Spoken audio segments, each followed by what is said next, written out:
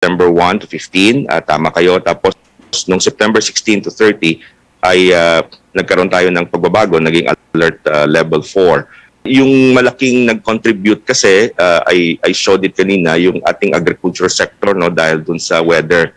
So isa yon sa mga contributor bakit bahagyang tumaas yung ating unemployment rate. So may mga ibang underlying factors aside from the stricter restriction. But for the Trade Union Congress of the Philippines, or TUCP, another reason for the rise in unemployment was the so-called no jab, no work policy, which the labor group claims is implemented in a number of establishments. It says the practice is discriminatory against those who are still unvaccinated. Meanwhile, Socio-Economic Planning Secretary Carl Chua says September's figures were expected. He explains most areas in the country were under stringent and blanket quarantines when the survey was conducted from September 8 to the 28th. Chua says better numbers may be expected this October with the full impact of granular lockdowns in the capital region. Now, the 70% passenger capacity limit on jeepneys, buses, and trains in Mega Manila begins today, but as our correspondent Rex Remito reports, many drivers were caught violating the policy early on. It wasn't yet sunrise, but many public utility vehicles were already full of work-bound passengers. Unlike in the past 20 months, when PUVs were almost empty due to COVID-19 travel restrictions. Beginning today, jeepneys, buses, and trains are allowed to fill 70% of their passenger capacity. The increase is seen to alleviate the plight of a transport sector reeling from soaring fuel prices and to accommodate more commuters as more businesses open up. As expected, there were many violations, like this driver caught overloading his jeepney along Commonwealth Avenue in Quezon City. Huwag naman natin abusuhin ang binibigay sa atin. Nasa inyo pa rin po yan. Huwag natin itakbo yung jeep pag ayaw nila sumunod.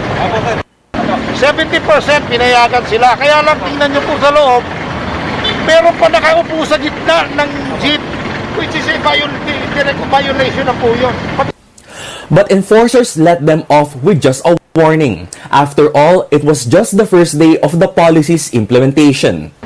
But they vow to issue tickets in the coming days as drivers become more familiar with the guidelines. Indeed, there was some confusion, like this driver caught exceeding the 50% allowed capacity for UV Express units. He thought his van was included in the 70% passenger capacity limit. Kaya kayo pinara kasi puno pa rin kayo. Hindi po tayo kasama sa 70% na capacity. 50% pa rin po tayo, ha? Passengers were also reminded about observing physical distancing. Their shoulders must not touch, must always wear face masks and face shields, and no phone calls. Bus passengers were not allowed to stand along the aisles. While safety marshals made sure physical distancing was observed in MRT coaches. Officials say they expect a higher number of passengers in the coming days. Mas magiging stricto kami sa pag-i-implement ng ating mga minimum health protocols, ano? Commuters meanwhile have different takes on the new policy. Siyempre mas maganda yung sa mga commuters natin, lalo na sa mga nagko-commute sa malayo. Kasi lumuluwag na yung traffic, tapos marami nang makakasakay, marami nang makakapag-commute. Nangangamba po kasi sa pang-araw-araw po, hindi pa man po napapatupad yung 70% capacity. Sa Qmart po, yung mga sumasakay na commuters, hindi na po nasusunod yung 50% nung una pa lang. The results of the policy will be assessed before authorities can decide on whether or not to increase the capacity to 100%. Rex Remitio, CNN Philippines. Education officials and 100 participating schools gear up more than a week before the pilot implementation of face-to-face classes. Our Tristan Odalo joins us live from Quezon Province. Go ahead, Tristan. Pia, a school in Polillo Island in Quezon Province is all set to take part in the limited face-to-face classes beginning November 15. Earlier today, we joined the field visit of the Education Department together with local and health officials in Tamulaya Elementary School, where 49 students from kinder to grade 3 will join the limited return to classrooms. And during 4 hours of sea travel from Real, Quezon, and 7 kilometers of land from the town proper of Polillo Island, we reached Tamulaya Elementary School. The school is equipped with hand-washing facilities, physical distancing markers, temperature screener, plastic barriers, as well as isolation and holding areas. Classes will be in shifting schedules. Students will either attend physical classes or do modular lessons. So far, the Education Department is satisfied with the preparations made by the school ahead of November 15. This is a very important stage in the resumption of face-to-face classes on a wider scale. And as I mentioned, this visit provides us even greater confidence of our ability to do this successfully. Not a guarantee against any COVID incident, we know that. Teachers share their excitement returning to in-person classes since the pandemic shut down schools over a year ago. Talaga pong hindi po maipaliwanag ang saya at mga excitement na nararamdaman po ng lalo na po ng mga bata, mga magulang at lahat po ng mga tao pong naging parte po sa paghahanda po nitong limited face-to-face. Dividing her time between work and teaching her first grader child, Jesselyn Ballesteros hopes this is the start of their return to normalcy. Sana po magtuloy-tuloy na at sana po pati po hindi po lang itong elementary, pati po sana high school, yun po sa daladalangin namin. Na sana po magtuloy-tuloy na ito face-to-face sa mga bata.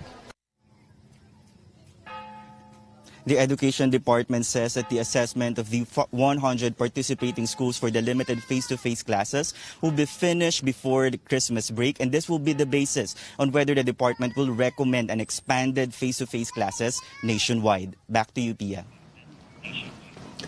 Tristan, how do the schools qualify for limited face-to-face classes?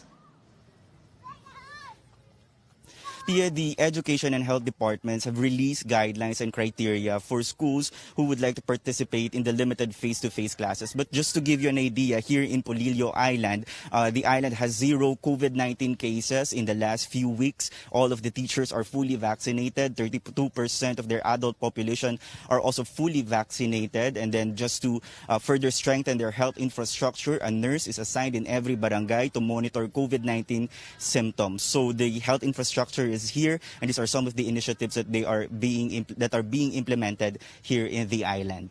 Back to you, Pia. Tristan Odalo there reporting.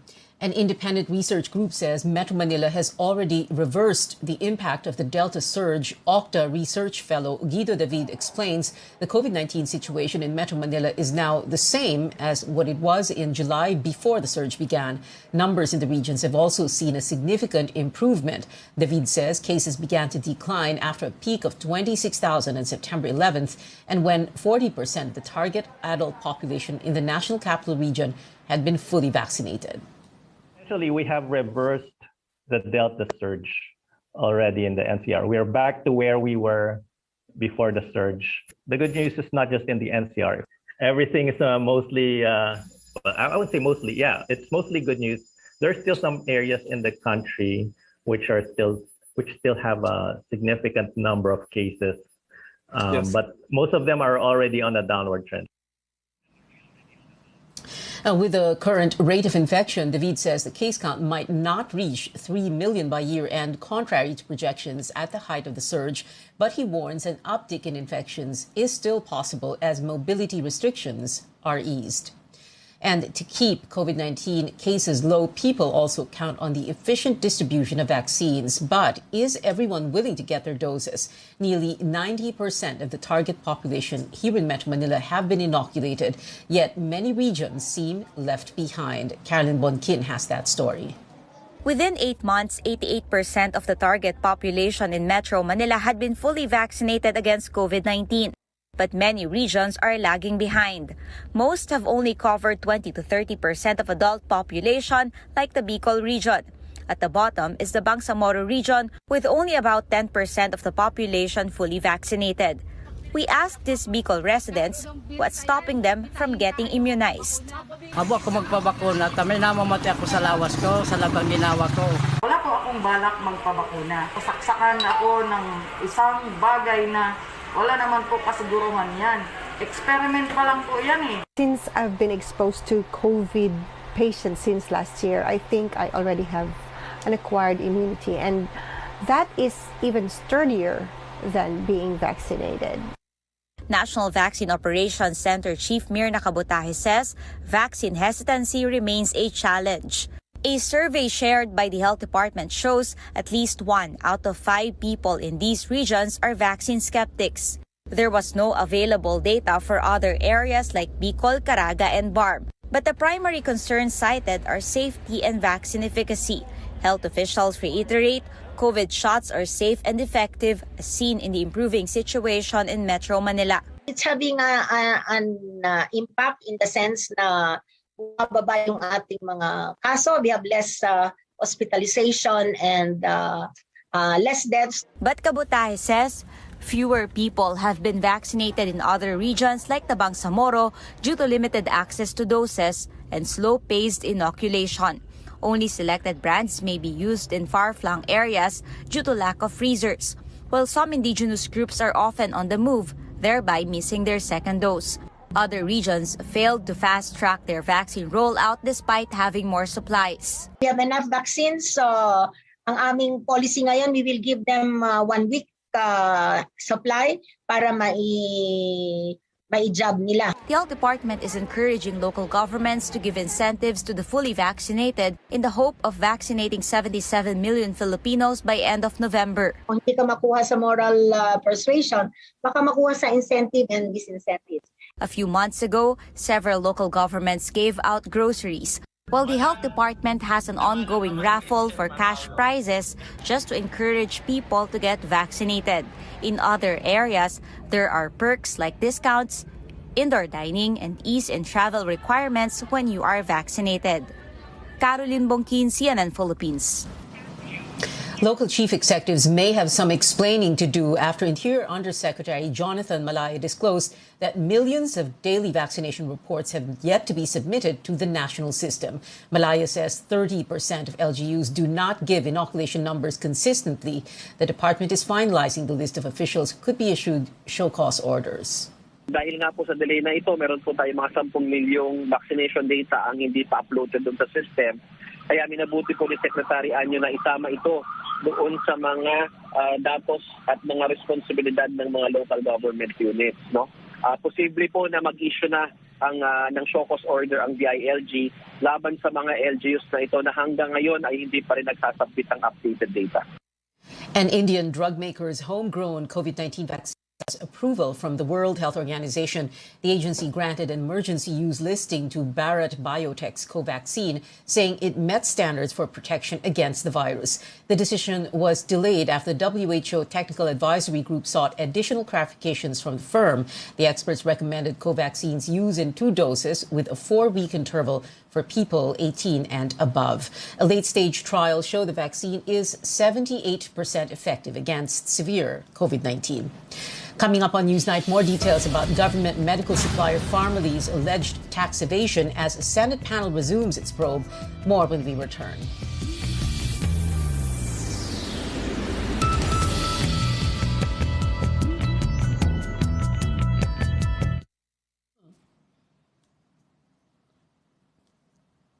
Hi po.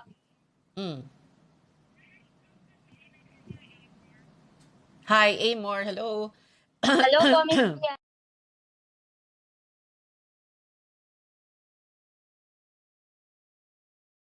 Member, kapisanan ng mga broadcaster ng Pilipinas. Mas tulong lakas. Radyo Ronda Nationwide. Mga butang nga angay himuon aron malikayan ang COVID-19. Proper hygiene. Batasana ang makanunayong paghunaw og kamot gamit ang tubig ug sabon sulod sa 20 segundos. Likayi ang paggunit sa nawong, mata, ilong ug baba. Tabuni ang baba ginamit ang mask, panyo o kamot. Kung ikaw muubo o muhatsing, ayaw panluwa bisan asa. Batasana ang regular nga pagkaligo, ipabilin ang kahinlo o kahapsay sa panimalay, katulog sa saktong oras. Alang sa mga concerns, tambag, sugyot o suhestyon, tawag sa Gensan COVID-19 Hotline 0951-088-8801 hangtod 8807. Sa giyera kontra COVID-19, ang atong armas mao ang panaghiusa. Matag general at dunay kaakuhan, matag general at dunay kalambigitan. Pahinumdum, gikan sa lokal nga panggamhanan, sa dakbayan sa General Santos. Hanap mo ba ay ekspertong serbisyo ng barbershop at salon? Dito na tayo sa Master's Cut Barbershop. Serbisyo ay garantisado sa presyong sulit. They offer hair color, hair spa, shaving, massage, and other salon services. Kaya mga bossing, pagdating sa inyong gupit at salon services, huwag kumuha ng mga utusan. Dito tayo sa Master's Cut Barbershop. Puntahan ang kanilang tanggapan sa Tiramir Street, former Lapu-Lapu Street, Barangay Jangis East, General Santos City. O maring tumawag sa cellphone number 0919-09-89928. Master's Cut Barbershop. RPN DX General PS Santos. Senators press for answers pending the Bureau of Internal Revenue special audit on formally. PS Senators press for answers pending the Bureau of Internal Revenue special audit on formally and other suppliers and personalities involved in alleged questionable procurement deals. Tax expert Mon Abrea says formally claimed paying 95 million pesos in income taxes last year when actual payment was only 21 million pesos based on its income tax return. He adds formally has 3.4 billion pesos in unsupported purchases. He says it's possible the medical supplier overstated expenses to reduce tax due. Because doon po lalabas ang kalokohan. Pag nakikita natin, kung wala namang purchases na nagkakalaga ng 3.4 billion, ibig sabihin, dinadaya po nila yung kanilang income taxes. Dinadaya nila ang taong bayan. Ang laki na nga na nakuhang negosyo, higit sa 10 billion. Kumita na nga sa overpricing, kikita pa sa pangdaraya sa pagbayad ng buwis. As to how, paano yung mga accounting niyan, hindi ko talaga kabisado, and then I cannot comment on it kasi we're to inform the committee, we're under investigation of the BRO also. Abrea is facing a complaint before the Professional Regulation Commission. Senators Richard Gordon and Kiko Pangilinan see it as a quote, harassment suit and expressed support for the resource person. Meanwhile, Formali's alleged financier, former Duterte advisor Michael Yang, insisted he was not required to file ITRs as a Chinese national. He claimed he did not earn any money in the country before 2018 and that he only relied on financial help from family and friends. Gordon says these are all lies.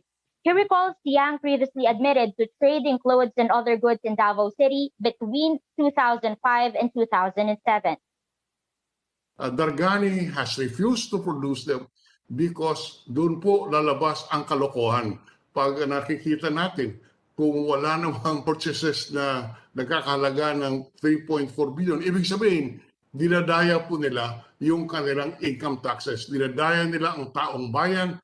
Ang laki na nga na nakuhang negosyo, higit sa 10 billion. Kumita na nga sa overpricing, kikita pa sa pangdaraya. Bola yan eh, 1999. Umpisa ka, nagnegosyo ka 2005. Alright? Hindi mo tinedeclare yung taxes dapat bigay mo. Nakakahingi ka ng pera. Cam cheat ka nga eh, cam cheat. Nagpaparasite ka sa kanila kung totoo yan. Hindi ako naniniwala doon sa sabi mo. Sabihin from the very beginning, nagbebenta ka na. Gordon slightly deviates from the issue, saying President Duterte began being soft on China when Yang was his economic advisor. He asked Yang if he's an agent of the Chinese Communist Party, and the Chinese businessman denied this. Back to you. More officials from the Executive Department and other personalities again skipping today's hearing upon President Duterte's orders. What did the senators have to say about this? Yes, Pia, it's actually the fourth time that officials from the executive were a no-show. Senators are now preparing a petition before the Supreme Court against President Duterte's memorandum. Gordon says if there would be any delay in the hearing, President Duterte is to blame. The Blue Ribbon Committee also cites in contempt former Procurement Service Head Lloyd Christopher Lau. Gordon says Lau is now a private citizen, so he's no longer covered by Mr. Duterte's order. Meanwhile, formerly officials Mohit and Twinkle Dargani have not yet been arrested despite a warrant issued by the Senate. Pia. Amor Santos there reporting. The late communist leader George Madlos, also known as Ka Oris, was found positive for COVID-19. Madlos, a top commander of the New People's Army, died in a gunfight with government troops in Bukidnon last Saturday. The military says Madlos's body was cremated Tuesday following the release of RT-PCR results. It adds Afil de la Peña, the medical aide who was killed along with Madlos, also tested positive for the virus and was cremated. The Communist Party, which earlier called for an independent autopsy in the remains, questioned what it says was the unilateral decision to cremate the bodies. Guidelines on the handling of a COVID-19 positive fatality state the remains should be cremated within 12 hours after death. But the CPP-NPA accused the military of trying to get away with murder by burning all evidence on the pretext of COVID-19 protocols. Now, government officials commending ground troops in Mindanao following the recent killing of Madlos, as well as a leader of a radical group. In my 1-on-4 interview with the Armed Forces Chief of Staff and the three major service commanders, Army Commanding General Lieutenant General Andres Centino explains how significant this is for the government. The death of Kauris is very significant considering that he's been the head of the Commission Mindanao for so long a time. He has been the spokesperson, and he has also been a member of the National Operations Command of the CPP-NPA. Para siyang Chief of Staff? Yes. Napakalaking position, and he has directed practically lahat ng mga atrocities committed by the NPAs in Caraga and Northern Mindanao. And I'm sure that with the death of Kauris, we will see a significant beginning, perhaps, of the collapse of the communist terrorist group in that area. General Centino, just recently a Daula Islamia leader was killed. So you had the Kauris and then now itong si Salahuddin Hassan in Maguindanao. Is this also very significant for you? Yeah, very significant is the neutralization of Salahuddin Hassan. He used to be the head of the Al-Kubar group operating in central Mindanao. He was a student of, or a protege of the late Malaysian terrorist Marwan. And that Hassan, his group, was responsible for the series of bombings in central Mindanao, in Cotabato, even in Davao, and public market bombing in Davao last 2016. And we suppose that his neutralization would, again, also just like what happened in Bukidnon. I think I would like to believe that his neutralization would signal the end of terrorist activities in central Mindanao. Catch the premiere of this CNN Philippines special presentation, The Generals, on Saturday, November 6 at 7 p.m.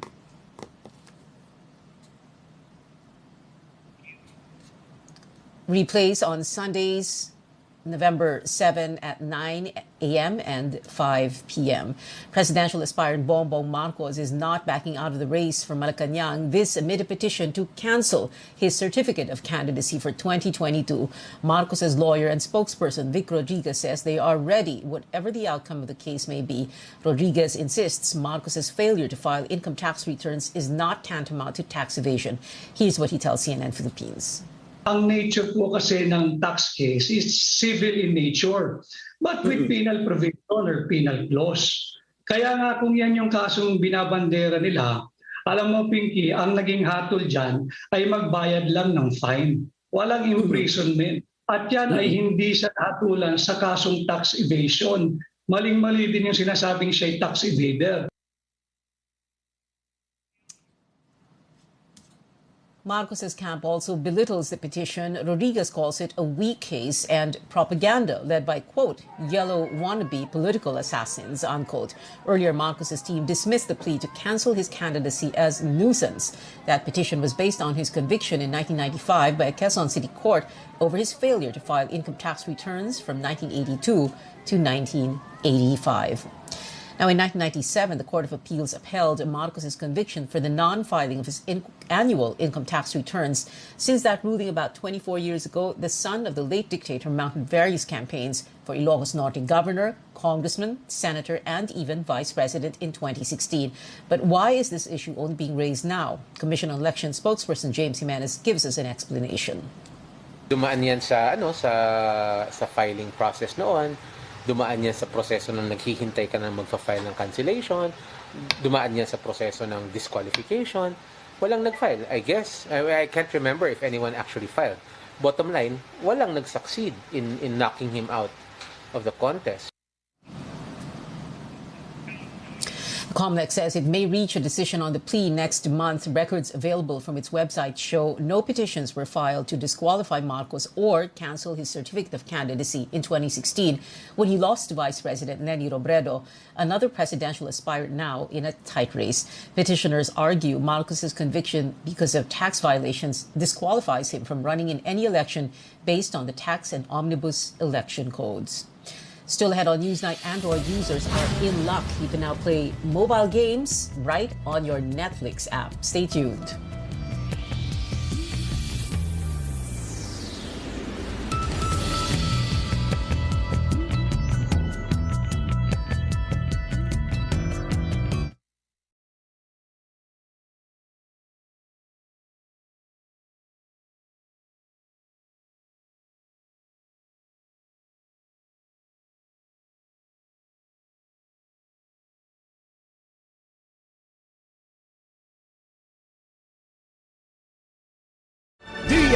DX General Santos, member kapisanan ng mga broadcaster ng Pilipinas. Mas tulong lakas, Radyo Ronda Nationwide. Bored ka na ba sa mga tourist spot na palagi mo nalang pinupuntahan? Wala nang bago? Andito na ang North Deck Sinawal Restaurant and Tiki Bar, the newest tourist spot in Jensan. Gusto nyo magkape, may putumaya, boko halo, sikwate, and of course, ang kanilang masasarap na pagkain sa kanilang restaurant. Katulad ng Filipino International Cuisines at marami pang pagpipilian na tsakswak sa inyong lasa at sa bulsay amot kaya. Busog ka na sa masarap na pagkain, busog ka pa sa magandang tanawin. Huwag kaligtaan ang kanilang live hito grilled or deep fried. Of course, halal foods po ito. Sila ay bukas mula alas 4 ng umaga hanggang alas 8 ng gabi. Kaya huwag niyo kalimutan, North Deck Sinawal Restaurant and Tiki Bar. Sila ay matatagpuan sa Proxoriano Diversion Road, Barangay Sinawal, General Santos City. O maaaring tumawag sa kanilang cellphone number 0935-7454-329. Hanapin lamang si Fernan Bornales. North Deck Sinawal Restaurant and Tiki Bar, the newest tourist spot in Jensan.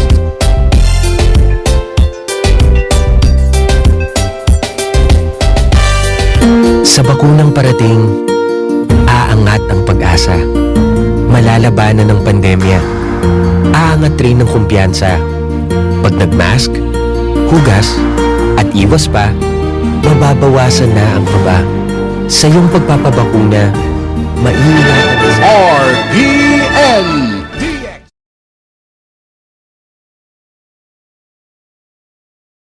Netflix shows you can press play on video games instead on the same app. That is, if you are an Android user.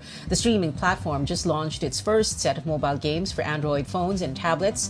Two are based off hit science fiction series Stranger Things. The other three are Shooting Hoops, Card Blast, and Teeter Up. Netflix says iOS support is coming soon.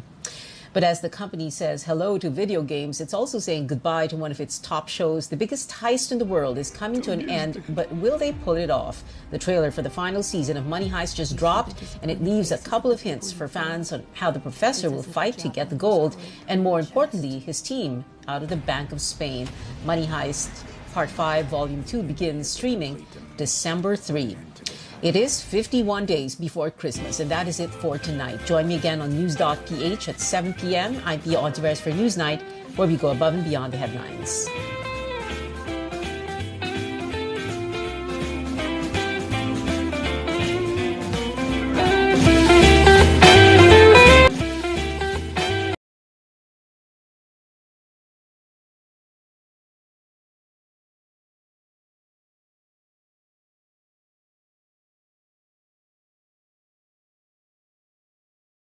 Laguna capital of the Philippines, General Santos. Nagsibya sa gikusgon ng 5,000 watts. Kini ang sibyaanan sa RPN. RPN. Radio Philippines Network. Radio Philippines Network. DX 693 kHz. Ang inyong Radyo Ronda sa syudad sa mga kampeon. Live to the world pinaagi sa FB page karon mag-download na pinaagi sa Google Play ug Apple Store, YouTube ug Twitter. Alang sa mas ipakuskan nga mga balita, komentaryo, kasayuran ug kalingawan. DX Size 93 ang mas ipakuskan nga inyong Radyo Ronda. This station is now the ultimate power in the universe. Every city or town center all over the country, you'll find a city hall or a municipio, the flag in front of it, a church and a plaza, and not far from the poblacion or right smack in the middle, a basketball court. And let's not forget, there's one in almost every barangay as well. Proof positive of the Pinoy passion for this team sport, where players are revered as showbiz celebrities, fueled by fans.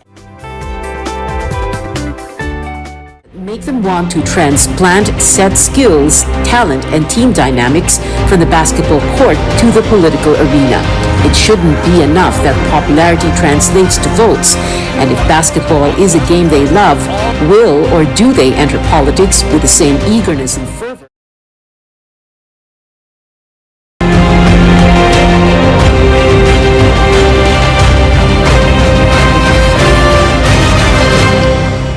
Good evening, I'm Pia Ontiveros. Welcome to your weekly political appointment fix. Filipinos love both basketball and politics. Our guests tonight fit the mold. Former professional basketball players turned politicians live via Zoom. We have former Ginebra Cager and Pasig City Congressman, Vice Mayoral aspirant Dodot Jaworski. And joining us here in the studio is multi-titled collegiate head coach, Quezon City's 3rd District Councilor, congressional aspirant Franz Pumaran. Good evening, gentlemen. I was going to say congressman. Sorry, Consejal. Consejal Franz. You're going to join us. Well, we'll talk to you first in the first segment of the show. Second segment, kay Dodot Jaworski. Dodot, thank you very much for being with us. So please stand by on Zoom. So, I was about to say, what should we call you? Consejal? Bakit nga ba? Well, that's what they've been calling me lately in my district. Anyway, good evening. Thank you for inviting me here. Yeah, okay. It's been a while since the last time I was, you interviewed me. Oh, yeah, quite a while. Yeah. Consejal, because congressman, and then consejal, because you've been a three-term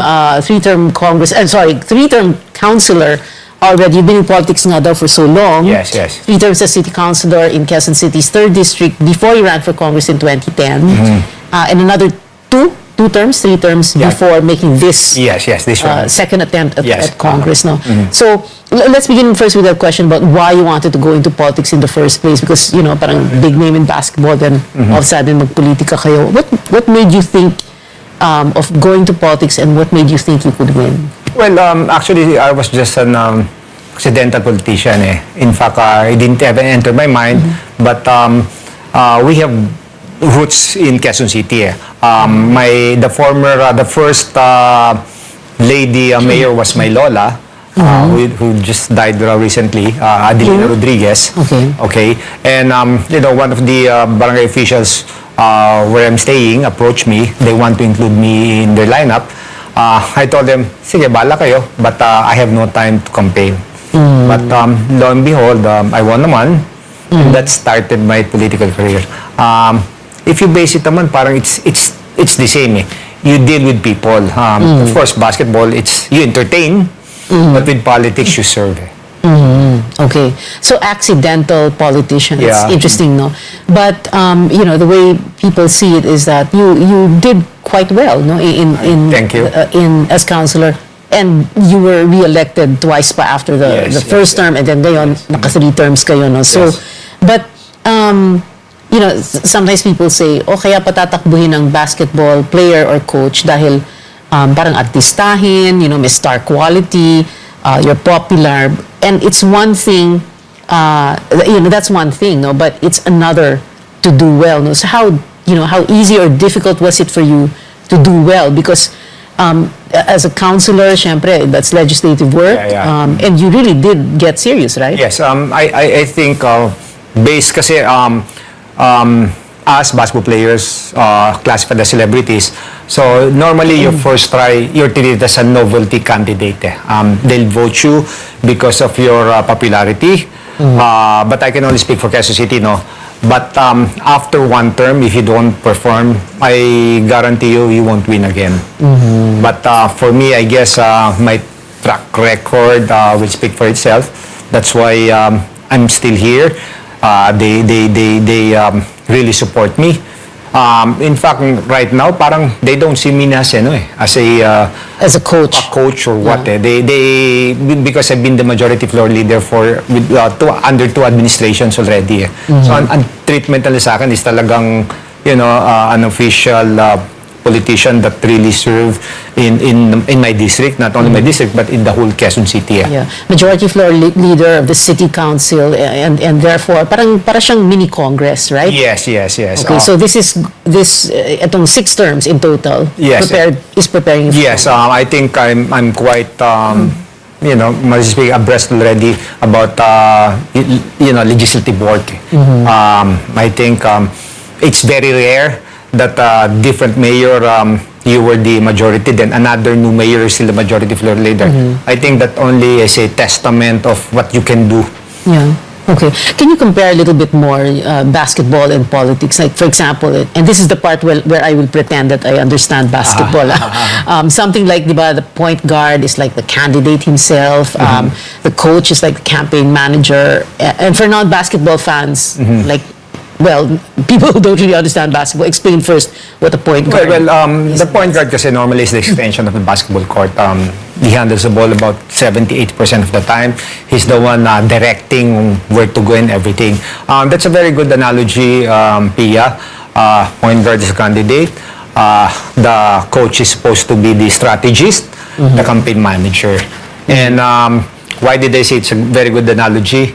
I was a former basketball player, as a coach, so it's easy for me to go to another, to that transition, being a candidate, planning for a higher position. Okay, so para bang the leadership skills that Yes. you do For me kasi, on the court, you transplant that to the yes. political arena? Ganun. Kasi leadership is a job public service and vocation. Okay, but there are also yung tinatawag na set skills, talent, what is it? The discipline? What? Yes, of course, the discipline. Even in the council, I think they know me very well. I have certain parameters with regards in running the council. But of course, I have to weigh things. Try to assess everything because you should remember in Quezon City we have 38 councilors. So 37 of them, voted for me or whatever. They're all have mandates in their own respective districts. Malalakas ang boto na yan. But you really have to be careful in how to parang handle the whole council because you're not only representing the council as well as the relationship between the executive and the legislative department. Okay, and that's where the skills, the set skills come in also. No? Yeah. I want to ask you very briefly about what your plans are for the 3rd District of Quezon City if you do get to Congress. And if you do get to Congress, will you feel like, oh, I can do this?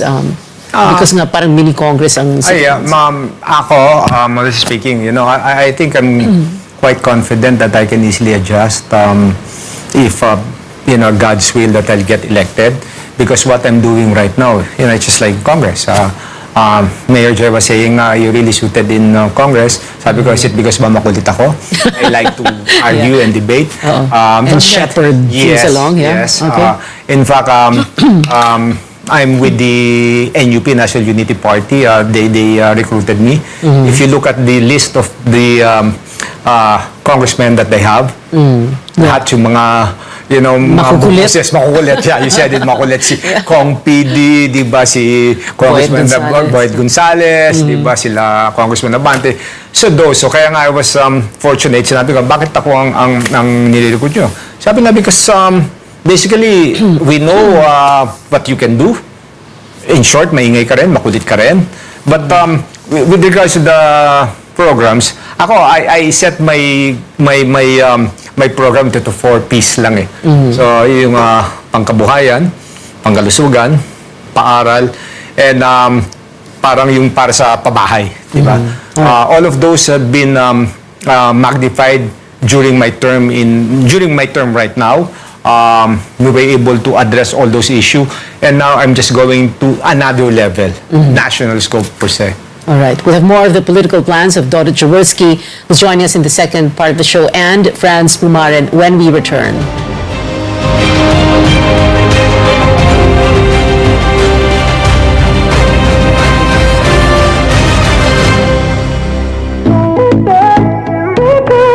Hanap mo ba ay ekspertong serbisyo ng barbershop at salon? Dito na tayo sa Master's Cut Barbershop. Serbisyo ay garantisado sa presyong sulit. They offer hair color, hair spa, shaving, massage, and other salon services. Kaya mga bossing, pagdating sa inyong gupit at salon services, huwag kumuha ng mga utusan. Dito tayo sa Master's Cut Barbershop. Puntahan ang kanilang tanggapan sa Tiramir Street, former Lapu-Lapu Street, Barangay Jangis East, General Santos City. O maring tumawag sa cellphone number 0919-09-89928. Master's Cut Barbershop. DX General Santos.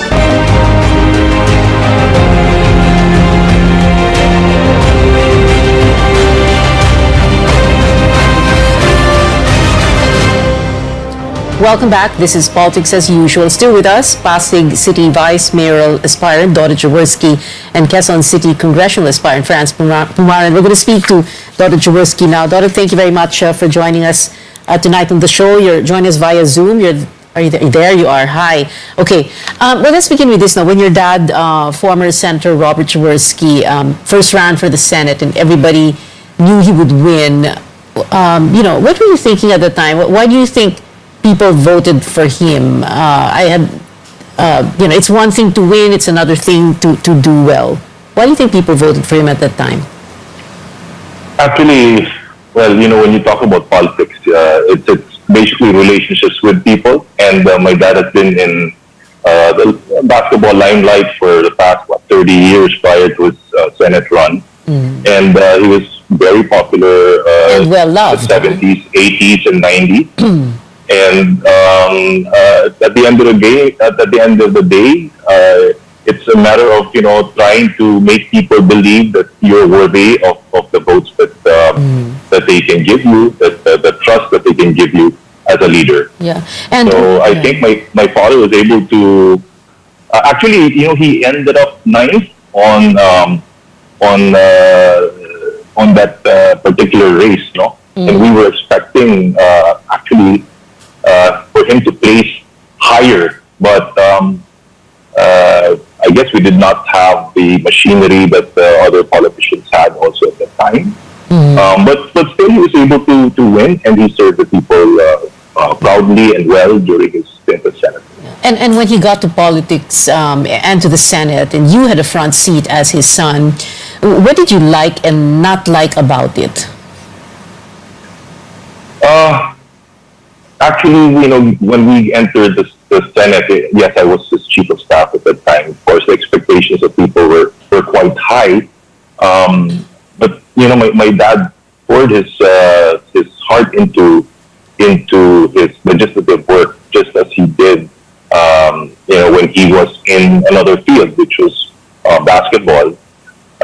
He studied well. He did the work that needed to be done, and he actually passed a lot of pieces of legislation that to this very day are still being used. And unfortunately, as a sportsman, when you enter the field of politics, sometimes you're branded as a jock, which is sometimes unfair. And but at the same time, it also comes with its advantages, because when you are again, unlike other politicians, since basketball is the most popular sport in the country, the popularity gives you that name recall edge compared to other candidates. Yeah, right. Being branded as a jock does get the votes. How did you make the decision to jump from basketball to politics much earlier? And, you know, syempre people are saying, okay, so you have Dodo Jaworski, son of the Big J, entering basketball, you know, I mean, it's every father's dream, no, to have his son enter the same field, no? And then now politics. Actually, I entered politics before my dad did. I was a counselor in 1995, 3 years prior to my dad's senatorial stint. And then after his term in the Senate, I ran for congressman in the city of Pasig, where I was elected naman. No? So, you know, kasi growing up, my dad always told us that whatever we had came from, it's just because of the love of the people, you know, for him in particular.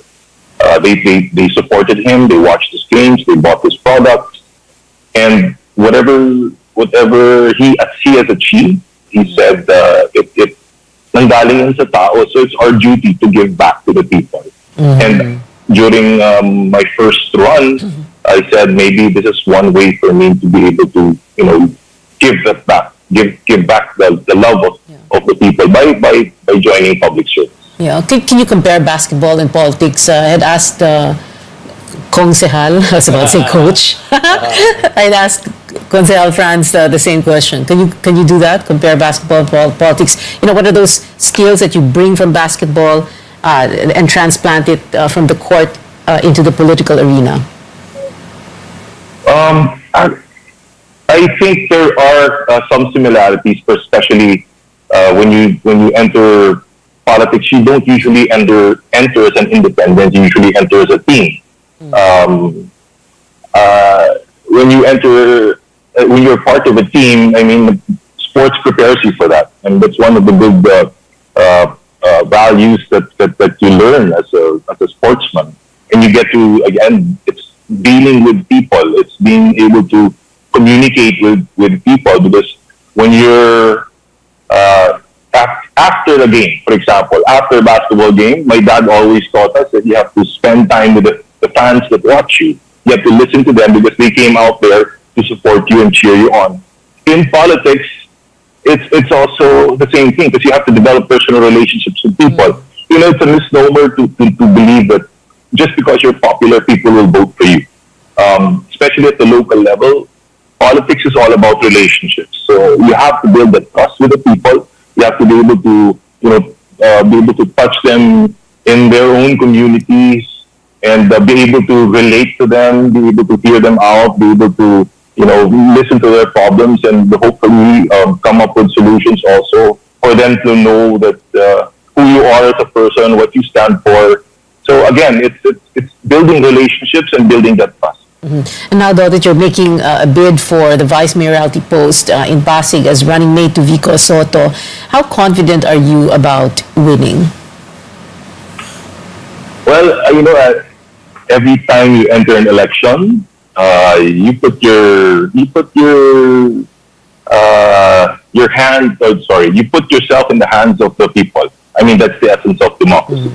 As far as my confidence is concerned, I was asked kasi by Mayor Vico to join his team early on this year. I mean, I admit that it's a little, I was the last one, you know. I was a latecomer in the game.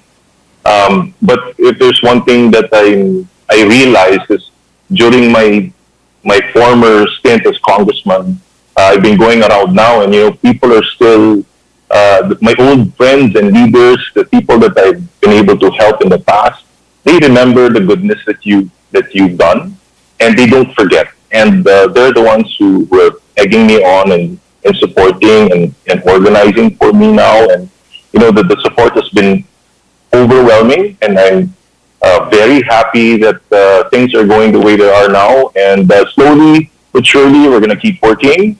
And again, if it's God's will, then hopefully we'll come out victorious with God's help. We'll be back after a short break. This is Politics as Usual. Stay tuned.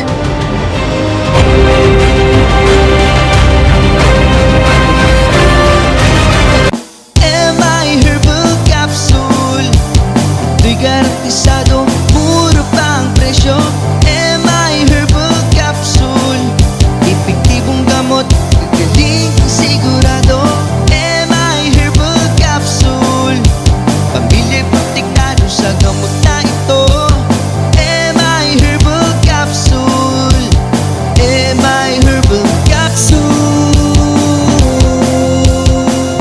MI Herbal Capsule ang food supplements na makatabang sa kadaghang mga sakit.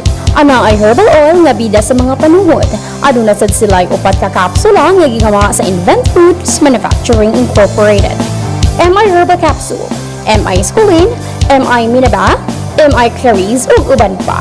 Kini makatabang sa kidney, high blood, stroke, labi na ang cancer, o kini napamatud-an sa uban. Mayong adlaw sa tanan, ako di ay si Roselyn Patiris, salunan Bagsakan Laray. Ako ug ang akong mama naayo og natabangan ani herbala. Si mama atong 2004 naayo siya siyang stage 4 breast cancer. Ug ako katong 2020 lang jud nako inflammatory breast cancer. Lagom sa tutoy nga naay bukol sa tunga. Gipangita na ko ning herbala sa Davao del Norte bisag layo akong giantos. Tudis ko wala nagninda para makita lang ning herbala. Kay nahadlo ko kay kaliwat namang breast cancer side by side jud ug nangamatay ng akong mga tiya. Tungod kay nahadlo ko breast cancer, gusto ko madali maayo. Gidouble dosage jud nako. Kaloy-an sa Ginoo 7 days lang jud naayo ko. Nawala ang lagom ug bukol sa akong tutoy. Ug ilado ko sa Laray Bagsakan, daghang natabangan ani. Akong mama gamay ra ang gasto kay brato ra jud ni. Makapas ra gyud ta. Labi na gyud kang wala tay ka pa hospital ug labi na jud wala tay ka opera kay basta-basta mo opera. Usa ka mo tanan ngan ay mga sakit diha labi na gyud breast cancer sulay ninyo ni para daghan ta matabangan. Tumarna og MI Herbal Products, ang tambang na masaligan. Pwede mong tawag or text sa 0938-504-0758 or mo diri sa sigyahanan sa RPN DXDX Jensen, certified halal and approved by FDA. MI Herbal Capsule na Mahalagang paalala, ang produktong ito ay hindi gamot at hindi dapat gamiting panggamot sa anumang uri ng sakit. RPN DXDX General Santos.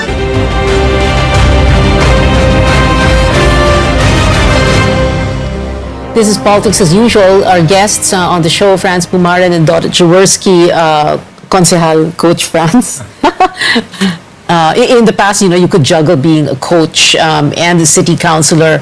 And then this February, you decided to leave the Adamson Falcons as head coach. And by the way, you made the Final Four, no? The UAP because of you. Yeah, I suppose. Thank you. So that you could go into politics full time. Yes. So there is no turning back na ba? And why go into politics full time?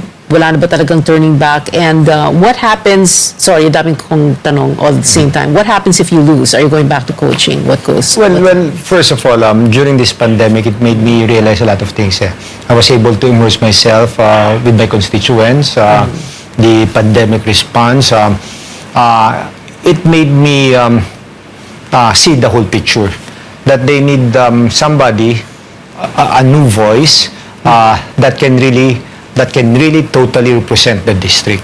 Why? Yung Garibal mo, the incumbent, is not representing the district? I don't want to comment about that, no? But like what you said, you covered you covered before in Congress. That's why you are called representative, because you represent the district.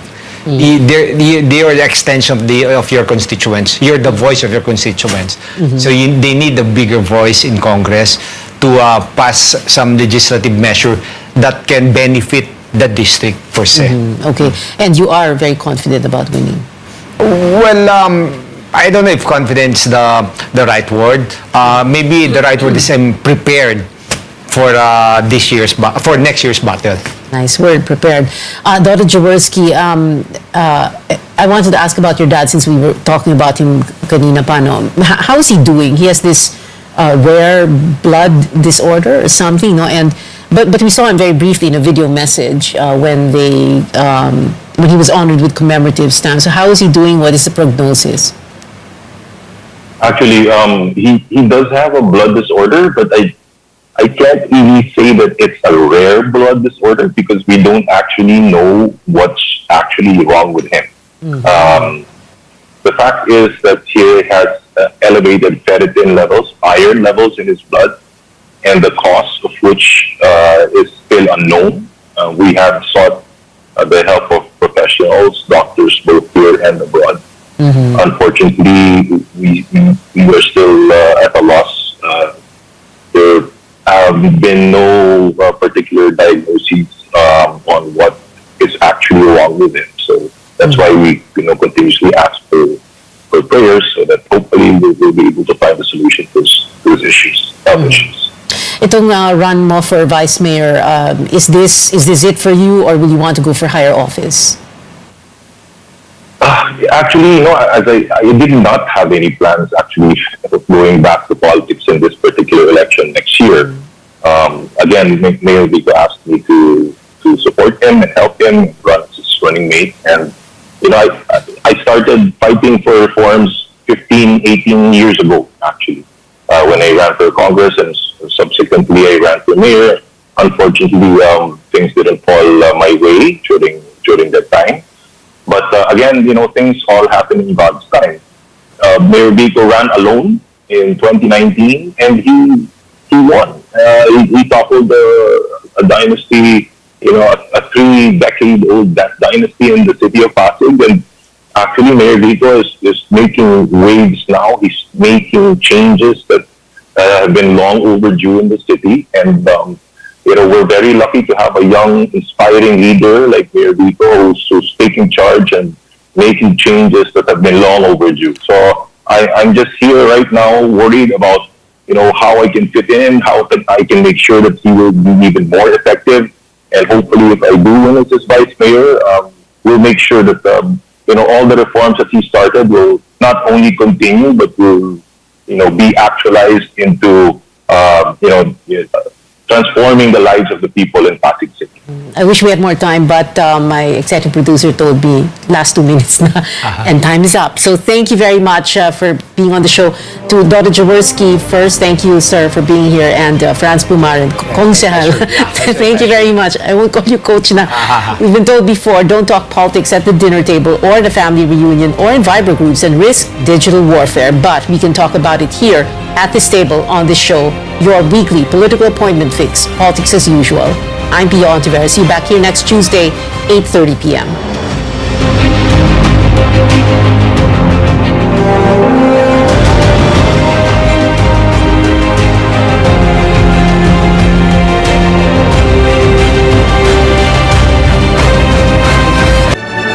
RPN Radio Philippines Network, Radyo Ronda, DX General Santos, member kapisanan ng mga broadcaster ng Pilipinas.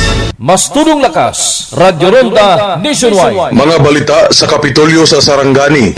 Australian Ambassador Robinsons, PDEA Director General Villanueva, o Philippine Sports Commissioner Maxey nibisita sa Sarangani Province sa managlahi nga okasyon. Tulo ka mga dagkong opisyal ang baguhay lang nibisita sa probinsya sa Sarangani. Taliwala sa nagpadayon nga pandemya. Kinihuman sa pagbisita pod sa dako-dako sa kapulisan sa nasud nga si PNP Chief General Guillermo Eliazar. Sa managlahi nga okasyon og alayon sa pagtuman sa mga safety protocol, gihimamat ni Governor Steve Chongbian Solon sila Australian Ambassador Stephen Robinsons, PDEA Director General Wilkins Villanueva, o Philippine Sports Commissioner Charles Raymond Maxey. Naka-schedule nga moduaw usab unta ang bagong labaw sa EFP kon Armed Forces of the Philippines nga si General Jose Faustino Jr. Apan wala mahinayon tungod sa mga kakulian. Sa personal nga pag-istoryahanay nila Governor Solon o Australian Ambassador Robinsons, apil sa naisgutan ang padayong pakigbatok sa pandemya nga naguna sa prioridad sa gobernador aron dili makakatap ang COVID-19 sa Sarangani Province og ang topiko sa ekonomiya aron padayong mulambo ang probinsya. Sa pikas nga bahin ni tambong mismo sa gipahigayon baguhay lang nga third quarter another joint meeting sa PADAC o PPOC o Provincial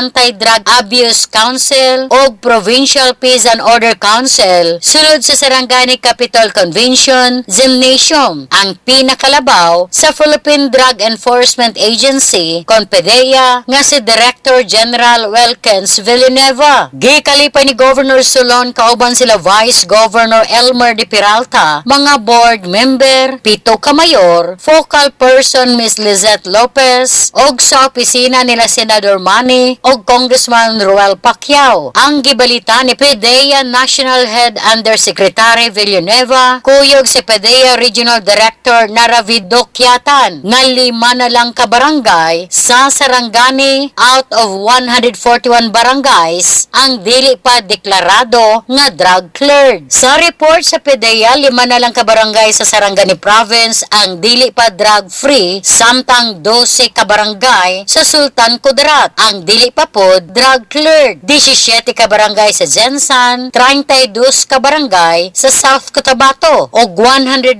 barangays sa North Cotabato. Sa record sa PDEA, 11 na lang kabuk drug pusher ug 303 ka mga illegal drug user ang naglihukan ug nagagamitan sa Sarangani Province. Jutay na lang kini nga tutukan sa LGU ug kapulisan katugbang ang kasundaluhan aron auhagon nga mobalik na sa sabakan sa gobyerno. Samtang nisunod pagduaw sa probinsya sa Sarangani ang Commissioner sa Philippine Sports Commission nga si Philippine Sports Commissioner Charles Raymond Maxey. Personal nakigpulong si Commissioner Maxey sa sulong tribo program ni Governor Solon, gidumalahan ni Program Manager Tuto Tirando, Sarangani IP Professionals Association o sa Sarangani Provincial Tribal Council. Gipangunahan ni Provincial Chieftain Dato Edmond Pangilan inabagan sa IPMR Board Member Ben Donato. Katuyuan sa Philippine Sports Commission inubanan sa NCIP Sarangani mao ang pagpangayo o pagtugot nga ma-document sa lang demonstration recording project ang nindot nga tribal sports nga hangtod karon ginadula pa sa tribo, partikularmente sa mga kaigsoonang blaan sa area ni Mayor Tessa Constantino sa May Malungon. Pagagamiton ang ilang pagdokumento sa mga tribal sports and games alang sa pagsaulog karong tuiga sa entero Pilipinas sa ginatawag nga Quincentennial Commemorations, ang ika-500 katuig nga anibersaryo sa pagkadiscobre sa Pilipinas. Dia si PDEA Director General Welkens Villanueva. Meron na lang kayo talagang 5 barangay to be cleared. Kung ma-revalidate natin itong 78 barangays, meron na lang tayong 5 barangays to be cleared. At ang Sarangani Province can be now drug-cleared province. Konti na lang yan, sir. Meron na lang tayong kailangang magkaroon ng intervention sa 303 users province-wide at 11 pushers.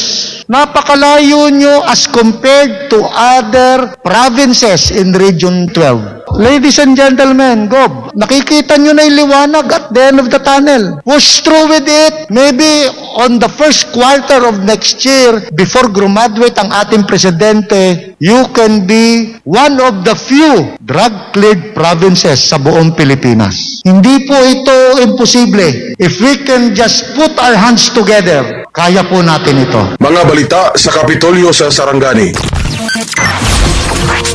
Gikan sa Tuna Capital of the Philippines, General Santos.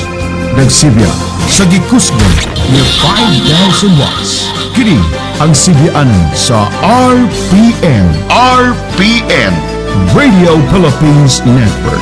Radio Philippines Network. DX 693 kHz. Ang inyong Radyo Ronda sa syudad sa mga kampeon. Live to the world, pinaagi sa FB page. Karon, mag-download na. Pinaagi sa Google Play o Apple Store, YouTube o Twitter. Alang sa mas ipakuskan ng mga balita, komentaryo, kasayuran o kalingawan. DX Size 93, ang mas ipakuskan ng inyong Radyo Ronda. This station is now the ultimate power in the universe. RPN Radio Philippines Network Radyo Ronda DX Jensen is a proud member of Kapisanan ng mga broadcaster ng Pilipinas.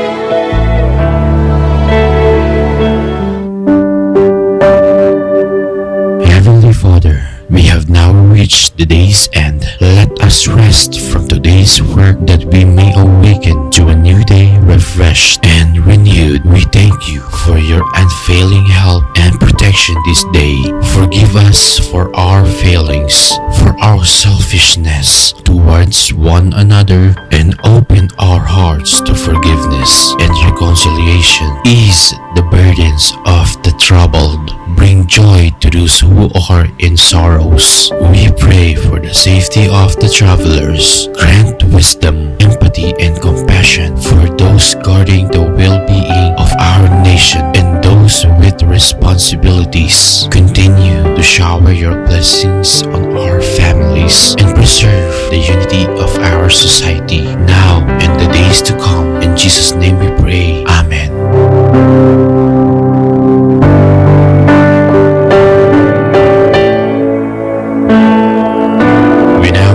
To an end another day of broadcasting activity. You have been listening to DXDX General Santos Radyo Ronda, a commercial radio broadcasting station owned and operated by the Radio Philippines Network Incorporated as authorized by the National Telecommunications Commission with the license number BSD-00T4-2021 effective on January 1, 2021, valid until December 31, 2023. DXDX General Santos Radyo Ronda operates daily on 693 kHz with a transmitter power of 5,000 watts. The station is under the supervision of RPN Engineering headed by Engineer Joar C. Malnegro with the ECE license number 11753. Its operation and maintenance are carried out by the following first-class radio telephone operators duly licensed by the National Telecommunications Commission. Alvin M. Nunes with the license number of 2K-1PXI-24562. Wilfredo E. Baras with the license number of 16-1PXI-27063. And the studio technicians John R. Sumido, Rolf V. Yurada, Blas Abad, RPN DXDX General Santos Radyo Ronda is now signing off.